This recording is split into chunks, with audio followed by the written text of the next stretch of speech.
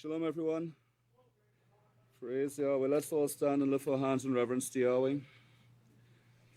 Our Father, which is in heaven, whose name is Yahweh. This is servant Cohen Levi Hawkins. Come before us, see the witness Israel Hawkins, through the authority of our high priest, Yahshua Messiah. Thanking you, Father, for the opportunity of allowing us to be here on the Sabbath, to have these classes, Father Yahweh, where we could continue to learn from the feet of the greatest teacher in the world, Israel Hawkins, Father Yahweh, learning of your wonderful plan of salvation that you have set before mankind. And we thank you for allowing us to have the opportunity to be a part of this. We do pray for your blessings, that you continue to guide and strengthen your house, your people, and continue to protect this work and your servants wherever they are scattered across the face of the earth. These things we do ask of you, being in unity with the body of Christ, through the authority of our high priest, Yahshua Messiah. HalleluYahweh. Praise Yahweh.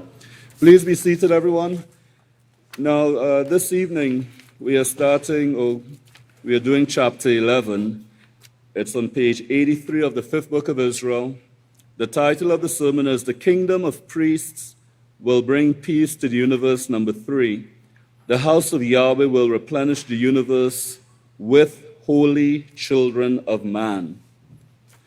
And this was given at the Feast of Unleavened Bread. As a matter of fact, this was the morning service of the Feast of Unleavened Bread back on 4/30/05. And of course, Pastor was the second speaker. The first speaker was the great Kahan Didier in this particular sermon. So there's some things that Pastor makes reference to here that if you were able to listen to the entire sermon, including the portion that Kahan Didier gave, you would see what Pastor is making reference to. Now,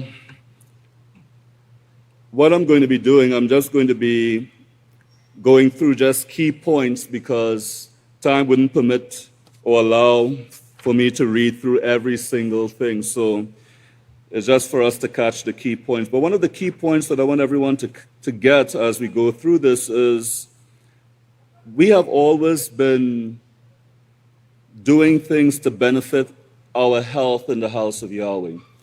This is not something that has just started yesterday or the day before or a week or a year ago. This process of becoming healthy and being prepared for this specific time period that we are in, it's one that has been going on for literally decades. From the time that we have been called out and we have stopped eating unclean food, started cleaning up our diets, started doing the cleanses and so forth. This has been an ongoing process to prepare us for this time period that we are now in. And I want everyone to catch that because everything that we were doing all through the years, and I know sometimes with me personally, especially when I was a little bit younger, when I used to take, when I still do take supplements, but in certain supplements that I was taking, someone would ask, how do you feel? I feel the same. I didn't really feel any different.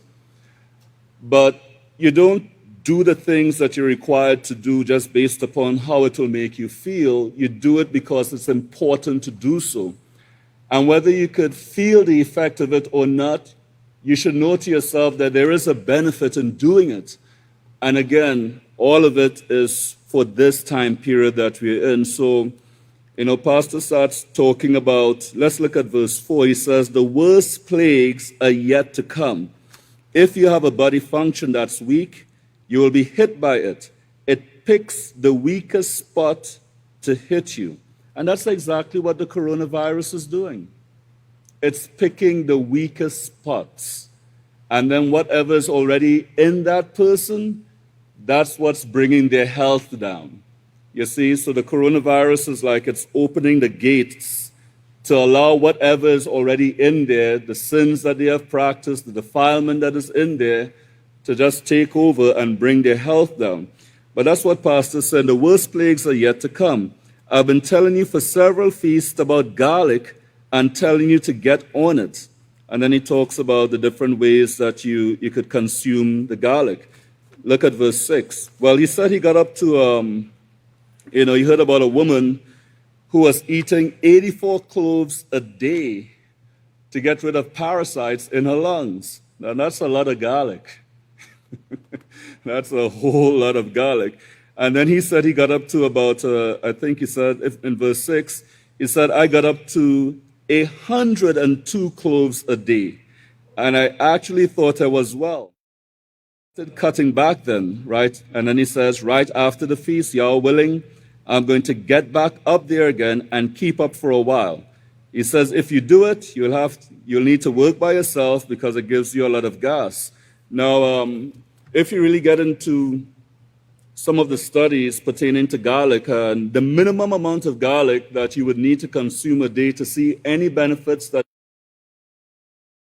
4 cloves. That's the minimum amount that they have tested to see where you really start getting the benefits of it. At that time, garlic was being put in everything. There was garlic in the ice cream, there was garlic in this, there was garlic in that, and it's really something that is beneficial. And then he talks about the superfood also, the superfood being sprinkled on everything.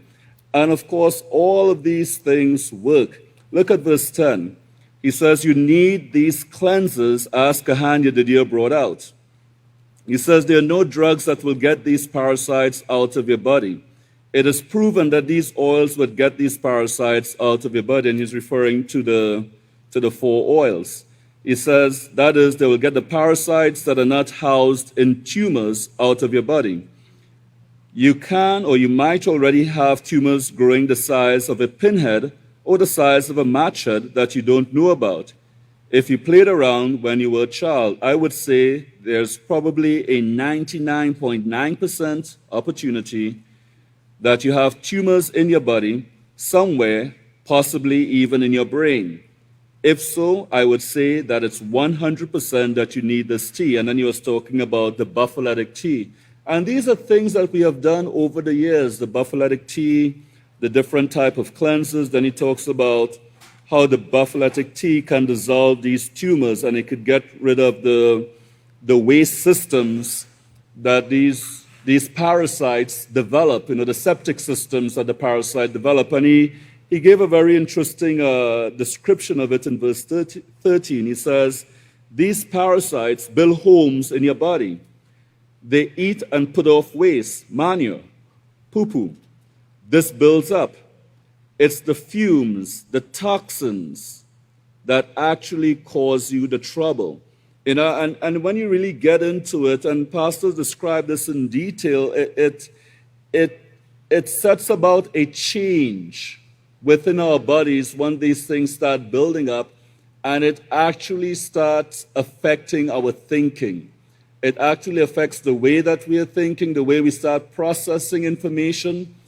It actually affects how we deal with frustrations and anxieties and so forth.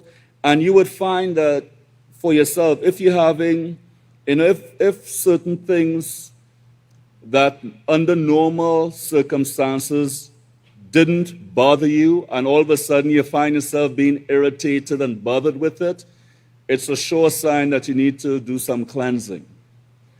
Because if something didn't used to bother you before, and all of a sudden now you're finding yourself being irritated by whatever it is, whether it's something that somebody's doing, saying, or whatever, and you find you're becoming less tolerant to it, it's a sure sign that there's a buildup of toxins within you that needs to be cleansed. And that's why you would find that when you do certain cleanses, it clears up your ability to think. It lessens down the frustrations and the anxieties that you deal with on a regular basis. You find you have a greater capacity to handle more, or just even the daily grind. You're able to cope with it a lot better when you're doing certain cleanses as opposed to when you're not cleansing at all. Let's look at verse 18. He talks about the plague defense. Remember that? The plague defense? He says, the plague defense is just that. It's named perfectly. It's defense against the plagues that are coming. And now we are in that time where the plagues are here.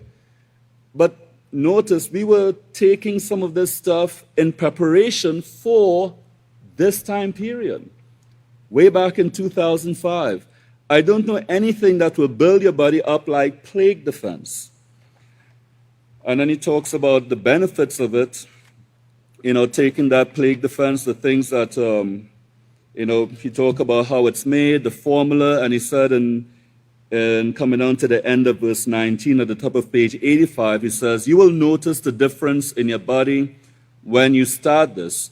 You will be surprised at the toxins that come out of your body. You will see them and you will smell them." And I remember, we were doing, certain colon cleanses, and, brothers would be amazed at what was coming out of their bodies, and some of them will even take pictures, and if you had the benefit of being their counselor, they'll come and show you the picture of what came out of them. you got to see a lot of different stuff. But these things are real. These things are real, and that's why we have to do it. It's really necessary for us to keep up with it. And I know sometimes we do get lax at times, but it's really important that we do so, even more so now than even way back then. But the point I'm making is the things that we did over these years, over the many years that we have been doing it, has prepared us for this time period that we're in right now, so that we can be healthy, so that we can do the work of Yahweh, so that we could survive the 7 plagues that is coming upon mankind at this time. Let's look at verse 21. Pastor says, the number one thing you must do is resist all sin. That's the number one thing that we must do, is resist all sin. And the careless weed that has been brought out to us very, very recently helps in that degree.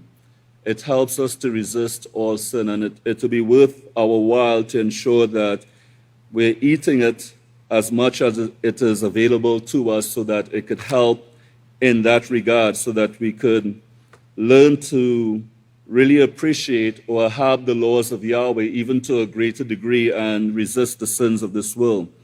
So these are some of the things that Pastor was talking about over the years, and then he gets into details concerning the mad cow disease, how it's increasing. Also in this sermon, and also in the one that Kahan Yedidia gave before then, he was showing that we need to stop eating in the worldly restaurants, the Wendy's and the Whataburgers and all these various fast food joints, to get out from the world. Stop eating foods that is prepared in these places, because the food is unclean. And you're talking about the beef at that time, showing that if you're eating beef from out in the world, that you're putting yourself in danger of getting mad cow disease. And he was covering a lot of that in some of these verses. But then he goes into a point in verse 26 where he says, you cannot change the species that Yahweh has created. That's what he says. You have to guard them. Remember this, because we're going to get back into that sermon. We're going to get back into that sermon in just a little bit. And the reason why I highlighted this is because, this is what this kingdom of priests is being prepared for. We're not being called to improve on what Yahweh has created. The things that Yahweh has made in its original form, he made it perfectly. Our responsibility will be to guard and keep what he has created, not to improve on it, not to tinker with it, not to change it in any way, not to think after a few thousand years we have a better idea than Yahweh, that we want to change something that Yahweh has set forward. That's not our purpose. Our purpose is to guard and keep the things that Yahweh has created in its original form, because it has changed because of the sins of mankind. And we could see that change in the firmament. We could see it in everything. So, yes, changes has been made because of mankind's sin. But once it gets back to its original form, just the way Yahweh has created it, our job will be to guard and keep it. Keep it in that way without allowing it to ever change again because of what comes about as a result of these changes or mutations, or however you choose to refer to it. Now, he continues talking about the mad cow disease, and then talking about some of the things that they put in hamburgers. In verse 28 on top of page 86, he refers to tripe, and he said tripe should never be eaten. Yahweh tells you to throw that stuff away with other stuff that you're not supposed to eat out of the cow. which is part of the stomach lining of the cow. And the reason why I mention this because some people don't know that. You know, in certain countries, it's available for sale where you could eat the stomach lining of cows and different animals. But according to the laws of Yahweh, that's not fit for our consumption. That is something that should be thrown away. And he says, by the way, they put this in processed foods and they try to hide it in different products. Notice verse 32. Pastor says, brethren, Yahweh has made it possible for you to eat clean meat. All you have to do is join the co-op, join the house. It's clean, it's kosher. He has made it possible for you to get it and can it. No, we're not making any money off it. We have lost money on it, but we didn't go into it to make money. We went into it to get clean food for our people in the house and to get you to a healthy state so that we could witness what is taking place in the world down to this day. That has been the goal, to get us up to a certain point that we can survive the things that is taking place with mankind at this time. You know, and that has been Pastor's intent. And then he talk about the eggs and how out in the world, you know, you wouldn't find eggs with a rooster and so forth, and some of the deceptive practices that they have concerning this. So he gets into it, and all of that is still not really touching upon his sermon until he gets much, much further down. You know, so let's look at verse 40. He says the last stage of the house of Yahweh is the children. The children need a time period when we can teach them 24 hours a day for a little while. They need that time period. That's the same school Elia had. If you want to study what he had, that's what we need today. We can't do it until all of our people come here. Yahweh doesn't intend to gather you here. If you don't come, you're going to die, so you better get prepared. You're not going to have his protection if you don't. He says we need that time period for the children who are going to enter the kingdom. In spite of everything we do, we can't get the manpower right now to handle this job. And of course, this has been a struggle. It has always been a struggle to get the manpower necessary to adequately teach, guide the children for a 24-hour period. He says it's a set example. Moshe said it, and we see the patriarchs coming out of it. Samuel was one of the best examples I know of. Our children could have that same thing take place with them when we get the school so they can be taught 24 hours a day, 7 days a week. And if you go through the first 2 chapters in the book of Samuel, you would see this.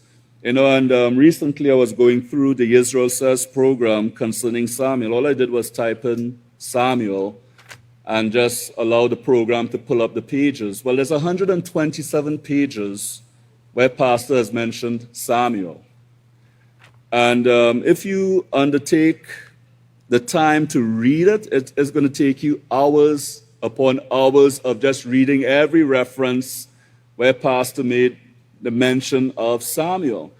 And it's such a great example because there's a lot of different lessons that came out of what is written in the books of Samuel. But this portion here that Pastor is talking about, what you would see that Samuel parents did, especially his mother, was to give their young son over to the priest at approximately at the age of 4.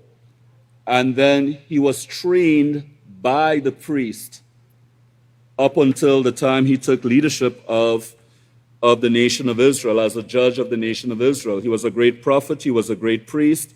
And at a very early age, Yahweh started communicating with him. And you see this in chapter 2. And it says that when he was a boy, you know, you have that example of where he was sleeping and he heard this voice call his name and he thought it was Eli who was calling him. So he ran over to Eli and said, "Did you call me?" And Eli said, "No." And this occurred 3 times until the 3rd time he said, Eli told him, you know, when you hear that voice, say, your servant is listening. And then Yahweh communicated a prophecy to him that will take place with the house of Eli. But at a very early age, Yahweh started using Samuel. But that came about as a result of Samuel being trained by the priest of the house of Yahweh. And you'll see a little bit of this, a little bit more of this that Pastor mentions. He says, you'll see a great change come over these children. They will make a great connection with Yahweh. It's a promise for these last days that these young children will receive this. There's a way of getting it, and we're going to have to do it. It's a must. Let's look at verse 44. There's a great breeding program that's going to take place in the kingdom. It's going to start with us and our children. There will be replenishing of the planets with people of Yahweh, with sons of Yahweh, with the family of Yahweh. If you ever look out at the universe through a telescope or studied astrology or astronomy, you know there's a vast universe out there that Yahweh himself created. Sin has persisted. Yahweh could destroy the universe, but he would destroy something that is filled with overwhelming joy. We will have that joy throughout all eternity along with Yahweh. He doesn't want to destroy it. He doesn't want to destroy or see anyone perish. So there's something that, that really struck my mind as I was preparing this class, that Yahweh wants to preserve that joy that comes forth with his creation. It's something that we will have the opportunity to participate in and partake in once we make it through this. Let's continue on. This is the promise in Genesis. He says that we might get to it before the end of the sermon. We might not get to it. He says the original command in Genesis says to replenish the earth, but it means universe. To replenish the earth, but it means universe. And that's what, if you get back to the title of the sermon, it says the house of Yahweh will replenish the universe with holy children or sacred children of man. Notice, let's go to verse 50. And again, this is talking about the raising and the training of children. It says, this nursing is done by priests. That should spell it out for you right there. It's not speaking of a baby sucking milk from the mother. It's a baby sucking knowledge from a priest. That's what he is doing. He's absorbing knowledge from the priest. That will be fulfilled. That's a prophecy that will be fulfilled before the end. The last part of the 2.5 years gets you. Now I'm going to skip a bunch of this. Let's go to verse 54. The earth, the universe became so miserable. He went to Genesis chapter 1, and then he started reading verse 2 that talk about the earth became without form and darkness. But he said the earth, the universe became so miserable that the beings that Yahweh created were killing themselves. As I said the other day, there's no telling how many dead planets there are out there. There's no telling how many planets have become tombs inside because of this darkness that has come over them as it come over the face of the earth. And he talks about the dinosaurs, the floods that Yahweh allowed. And if you go down to verse 58, in Genesis 1:26, then Yahweh said, I will make man in my image according to my likeness. They will have rulership. Then he tells them to replenish the earth. That word earth means universe. It means replenishing the universe. This isn't with what we see today. If you replenish it with what you see in the earth today, with Christianity, you will still see the chaotic conditions we see right here on earth.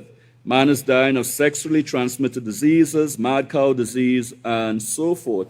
So we are being trained right now. We are being prepared for that job. Part of that job is to replenish, is to bring back things to its original form, but also to go out with the character that Yahweh wants for all of us to have in us so that we could replenish the entire universe. And it's really something awesome to consider. So at this time, I'll ask for everyone to please stand. And I have the privilege and the opportunity to turn the class over to the great Kahan, Kanath Hawkins. Praise Yahweh. Shabbat Shalom, everybody. Please be seated. I'm going to go ahead and pick up there where the great Kahan left off at. On that same page, page 88, verse 60. And think about this now. Just what Pastor spoke about today, in Yael 2:25, and it's easy to see that he was laying the groundwork at this time for the knowledge that was going to be poured out, at this time that took place when this sermon took place, for the knowledge that was going to be poured out for us today. And just reading this sermon and then hearing Pastor speak today, it's like going from kindergarten to the 12th grade. So continuing on there, in verse 60, speaking of this replenishing, the replenishing is not just on this ball of dirt here. The replenishing is going to take place throughout the entire or the whole universe. Now drop down a little bit further. It says, Pastor says, this will be the greatest breeding program of all. So often we've heard Pastor go to Yael, and we know that it's speaking of the promise that Yahweh has given unto us and to our children, that we will become teachers. And this breeding program that you see in place today is the beginning of what the education of the universe will be like. So please, follow all of the instructions that Pastor has given here recently, especially in terms of our children, allowing them the ability to make the right choice. Okay, drop down to verse 62, because we're getting ready to get into a part of this sermon where Pastor is just like, it would be beneficial if we could just sit down and just read the entire sermon. In verse 62, Pastor says, Hebrews 11:3, through this the faith, and Pastor says that's the whole program, the entire or the whole plan of Yahweh. Okay, and drop down a little bit further, but it's the faith, it's the whole plan of Yahweh to bring about righteousness to a group, a kingdom of priests. Verse 63, if you think about what a kingdom of priests is, it's you and your families. It's you and I. We're building this kingdom of priests. A man doesn't work by himself. A priest doesn't work by himself. He has a wife to help him, a helpmate. And it's a lot about what's been even in recent sermons, about how important a helpmate is to the head and how important the head is to the helpmate. Okay, so drop down there in verse 65, and of course he's still in Hebrews 11, verse 3. Through this, the faith we understand that the worlds were formed by the command of Yahweh. Now he's talking about the universe here, the apostle is. So that things which were not in evidence are now seen coming to pass. He's speaking of this great kingdom that he has prophesied, and the end of letting these people or beings die off who will not submit to a righteous way of living, who cause chaos, trouble, war, and death. Pastor continues on and says, yes, they will die off, and we see that actually even taking place here on the earth today through these governments of man under the worship of gods. And then Pastor goes on, very important here, to say, you are going to replace them, the sons of Yahweh and their families, with this great breeding program, are actually going to fill the universe. Now, this is a promise from Yahweh to us. And if you would, just go back. I wanted to read again because this all really fits in real well here. Go back to page 85, verse 21. And the Kahan covered this. But now think about it from what we've covered. The number one thing you must do is resist all sin. In other words, circle that word all, because we've been taught through our Christian teachings, that you can do a little bit in this and that, and as long as you think it comes out in a righteous way, it's okay. Well, it's not. It's a sin that cuts you off from Yahweh. Okay, drop down a little bit further.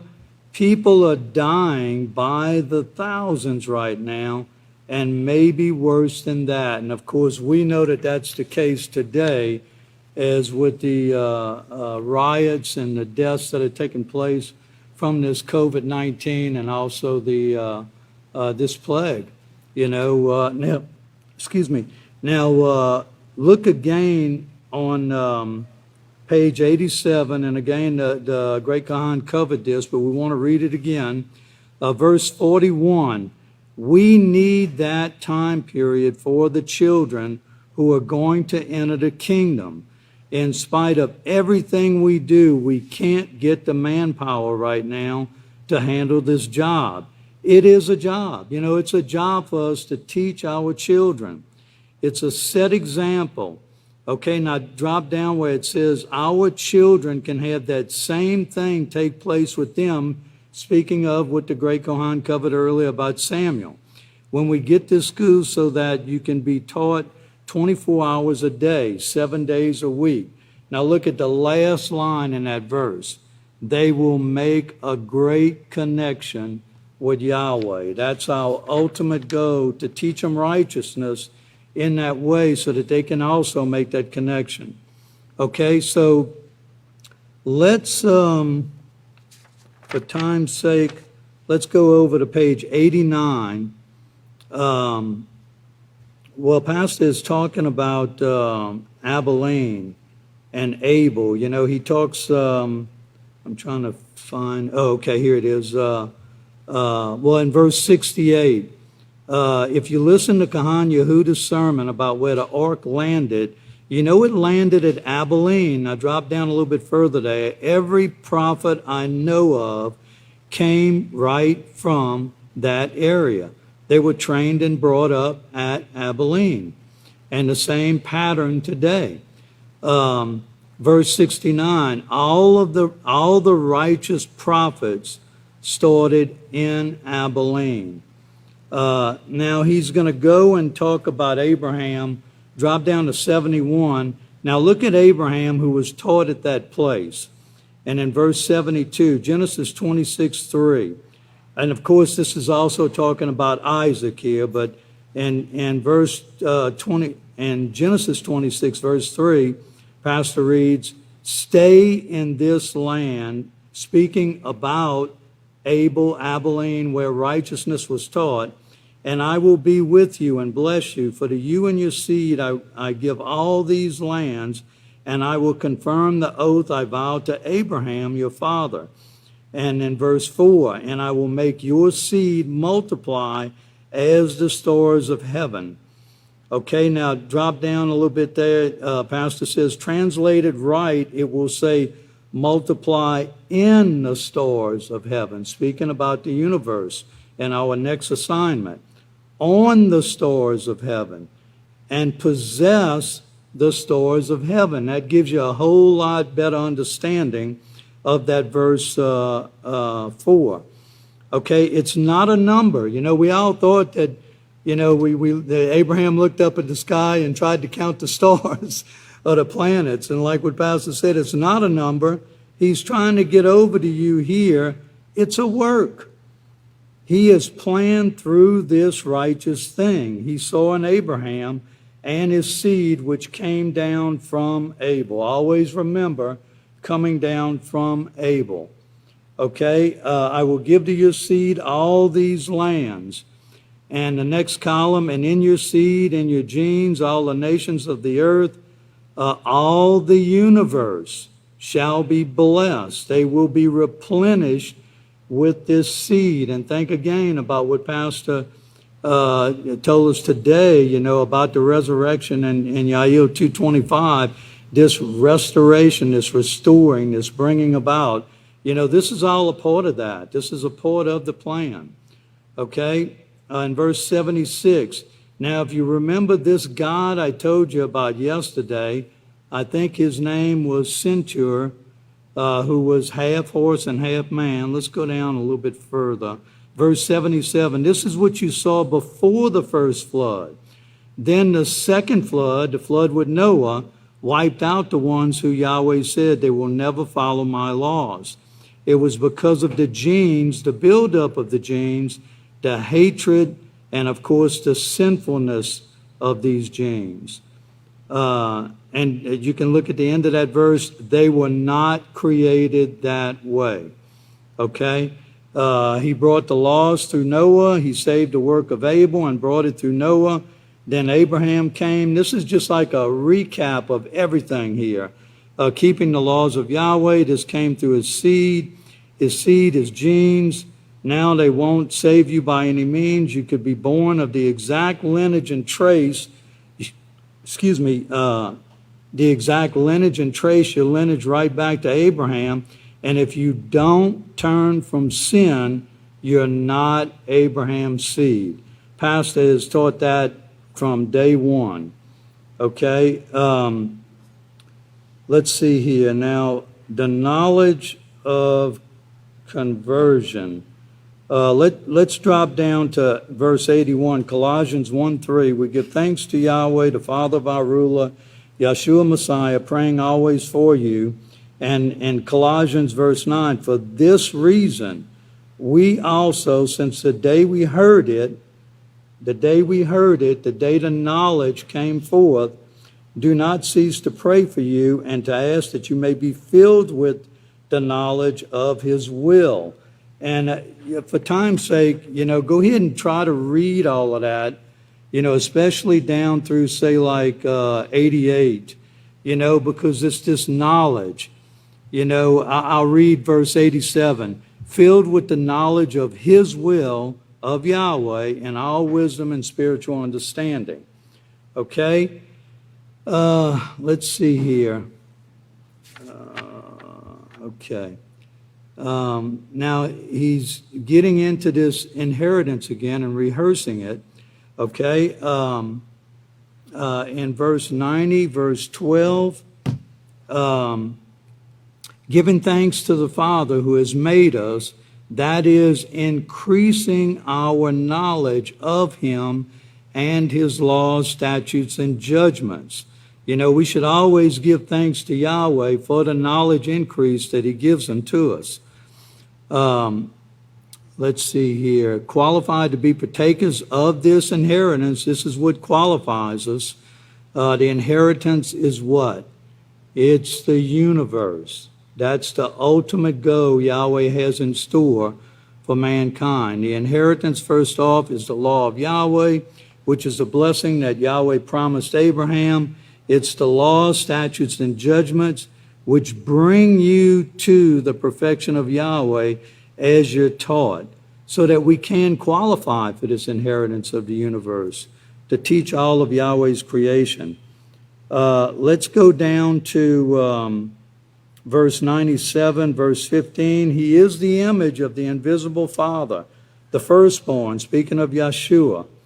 Okay, keep remembering every time you see that word that Yeshua is the firstborn of many brethren, the most honored high priest over the house of Yahweh, who are going to work with him in ruling the universe and also replenishing the universe, bringing Yahweh's righteousness throughout the entire universe. Let's go down to 102, Hebrews 2:5. For it is not to the Malachim that he is subjected the world. That should be worlds. And Pastor goes on to explain that verse very definitively, in Hebrews 2:5. That should be worlds. This is an inheritance to inherit these worlds to come. These worlds, the entire universe, all that Yahweh has created. It's not to the Malachim. No, Pastor has always taught us, the first sons of Yahweh, they disqualified themselves. Yahweh created the Malachim, but they turned to angels of sin and brought havoc to the universe. Not all the Malachim followed this way. We see only 1/3 of them followed. Now, look what Pastor says. This is kind of a great thing for us. Look down to verse 106, and that's in Hebrews 2, verse 7. You made him a little lower than the Malachim. You crowned him with glory and honor. Think of what he's saying here. He has crowned mankind with glory and honor and did set him over the works of your hands. What is man? Yahweh set him over all the works of his hands. The works of his hands are all the universe. The great honor that is bestowed upon mankind is already here. And this is the great part about it. Like Pastor says, 2/3 of the Malachim know you're created to be the sons of Yahweh. So Yahweh allowed it to be to where we're not going to be overwhelmed. We're going to have a lot of help, in this. 2/3 of the Malachim know you're created to be the sons of Yahweh. 1/3 fell away. Now he's saying they're gladly looking forward to the day. Now think about everything that's taken place over the past 2 weeks and how it fits in with this foundation, this sermon that Pastor gave, 15 years ago? The great honor that is bestowed upon mankind is already here. I'm sorry, I'm reading that over again. They're gladly looking forward to the day you're going to stop the hell that is going on in the heavens. Praise Yahweh. Okay, now go to 109. Okay, verse 109, verse 9 in Hebrews 2. Pastor reads, but we see Yeshua, the honorable high priest over the house of Yahweh, who also was made a little lower than the Malachim, crowned with glory and honor because of his having suffered death. It should be because of his way of righteousness and his willingness to suffer death because of what he saw in the plan of Yahweh, and of course what we also see in the plan of Yahweh today. Yeah, Yahweh allowed Yeshua to be that perfect sacrifice, but we too must sacrifice our works and everything in order to bring forth this plan. Let's go ahead and drop down. Let's see here. Let's go to 113 and we'll wrap it all down here. Pastor says, let me give you one more scripture. Look over to Colossians again. Colossians 1:19. For it pleased the Father that in him all fullness, fulfilling, completion should dwell. That doesn't make a lot of sense, and it never did. These are just some of the examples that you're going to see corrected in the next book of Yahweh. Now, he goes further to explain it. The word fullness actually means what? To replenish. All of these things should be coming into your mind from the beginning of this sermon. To replenish. Now, remember what I said about replenishing. The words should dwell mean through the house of Yahweh. And it's almost like somebody deliberately hid these things. It's like the scripture I told you about earlier. There's no way it could have been translated woe. That doesn't fit in with the rest of the scriptures, and it's not even the right word. You can't translate it that way. It's a totally different word.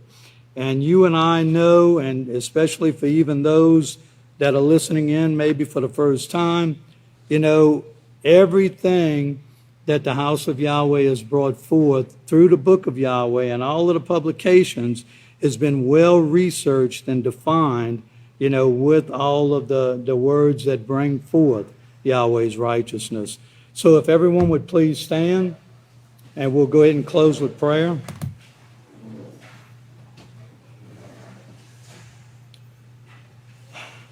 Heavenly Father Yahweh, this is Khan Kanath Hawkins, seedy anointed servant Yeshua, the great and honorable 7th Malach, the great Khan Yeshua Abel Hawkins.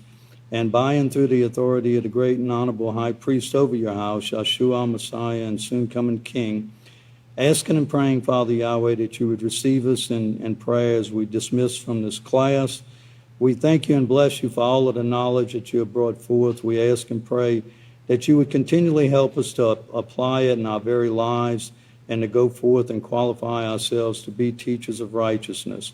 We do bless you and thank you for the Sabbath, and ask and pray that you would help us to keep it holy and righteous in this way, and that in everything that is done, that it would always be to your glory and your praise. And it's all by and through the authority of Yahshua Messiah we pray, as a seed of Yeshua, your servant, being guided by Spirit Holy.